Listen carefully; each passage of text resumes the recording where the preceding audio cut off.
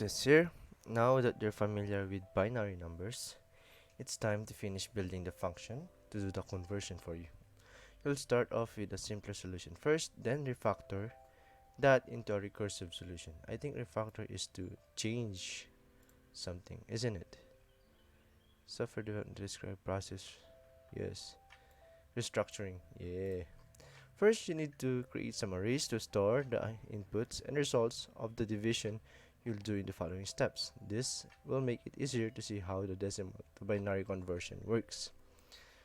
Instruction says to remove the return statement from your decimal to binary function, and then declare variables named inputs, quotients, and remainders. Okay, since it's a variable, we name them. You're right. First const. Excuse me. Inputs, and then assign an empty array to each of them.